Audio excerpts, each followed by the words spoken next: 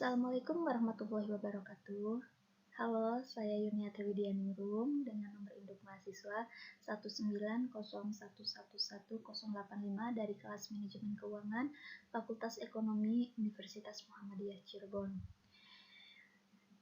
Video kali ini ditujukan untuk memenuhi salah satu tugas mata kuliah dari komunikasi bisnis. Di sini saya akan menjelaskan sedikit mengenai penulisan permintaan pesan-pesan rutin dan positif. Hal yang akan saya video kali ini yang pertama yaitu ada strategi penulisan untuk permintaan pesan-pesan rutin dan positif. Yang kedua yaitu pesan-pesan good news dan goodwill. Yang ketiga menulis jawaban positif. Yang keempat menangani permintaan kredit rutin. Dan yang terakhir yaitu surat rekomendasi dan pemberitahuan. Langsung saja yang pertama yaitu strategi penulisan untuk permintaan pesan-pesan rutin yang positif. Pesan rutin merupakan penyampaian pesan yang berkaitan dengan kegiatan bisnis sehari-hari yang bersifat rutin, penting, dan segera.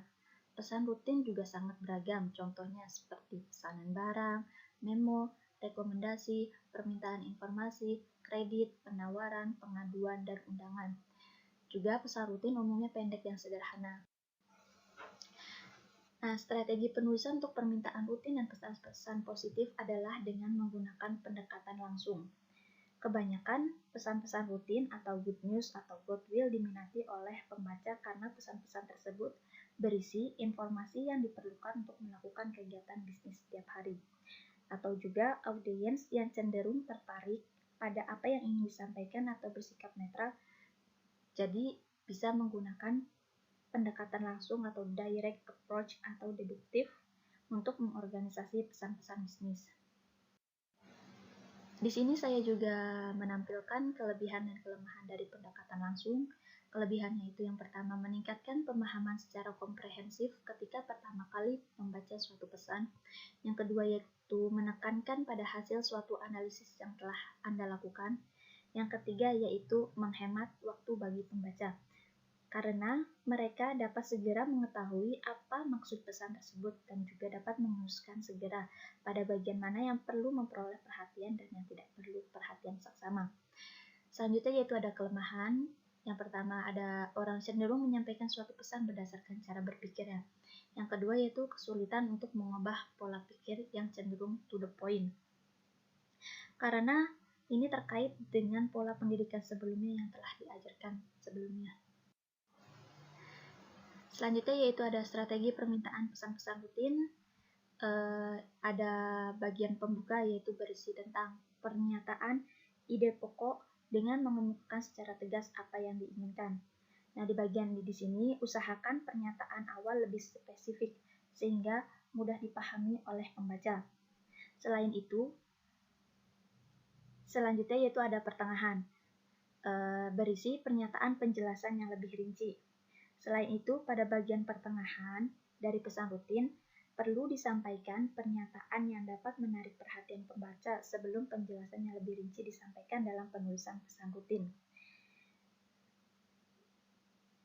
Nah, yang ketiga ini bagian penutup, berisi tentang kemukakan pernyataan keramahan, apresiasi, dan tindakan khusus yang diinginkan.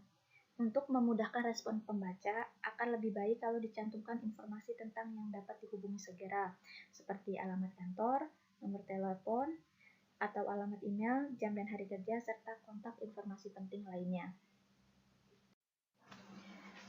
Nah, di sini juga selanjutnya ada strategi penulisan pesan-pesan positif, sama halnya dengan sebelumnya. Di sini ada bagian pembuka, yaitu mulai dengan ide-ide pokok yang jelas.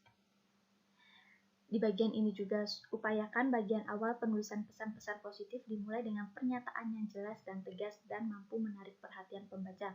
Di bagian pertengahan yaitu sampaikan penjelasan secara rinci.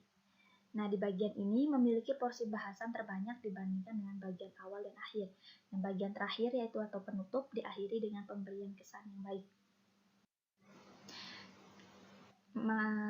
Materi kedua yaitu pesan-pesan good news dan goodwill.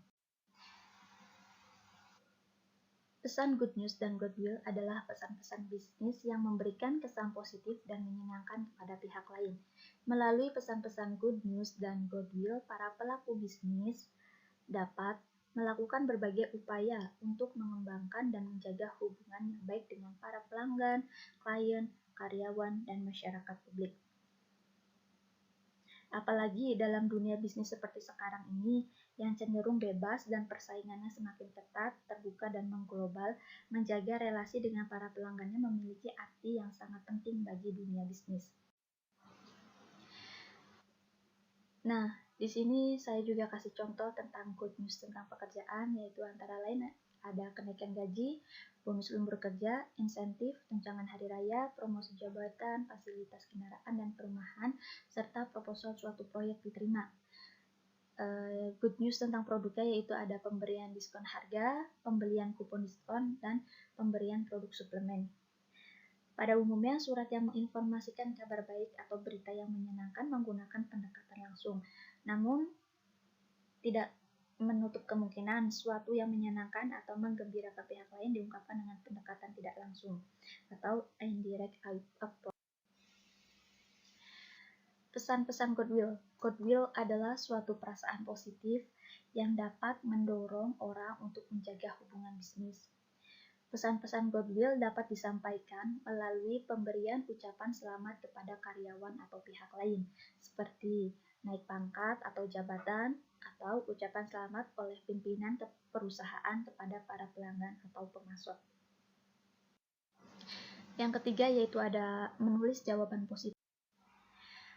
Untuk memberikan jawaban atas berbagai permintaan informasi yang positif, dapat digunakan pendekatan langsung yang dimulai dengan pernyataan yang positif dan menyenangkan, dan diakhiri dengan pernyataan hormat atau penghargaan pada orang lain. Menulis jawaban positif yaitu di sini saya juga memberikan contoh dari surat konfirmasi pesanan. Dari paragraf pertama yaitu pengakuan tentang kabar baik atau berita baik.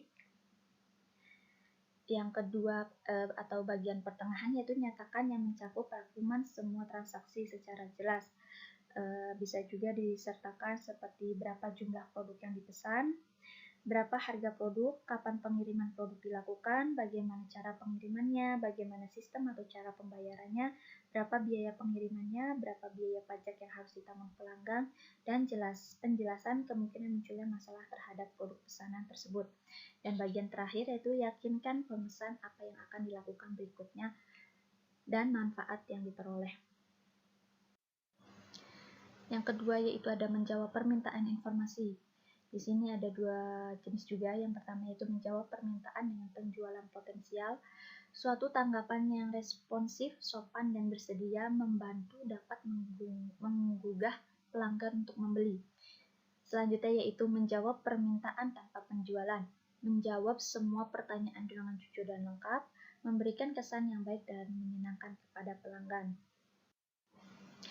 Yang keempat yaitu ada menangani permintaan.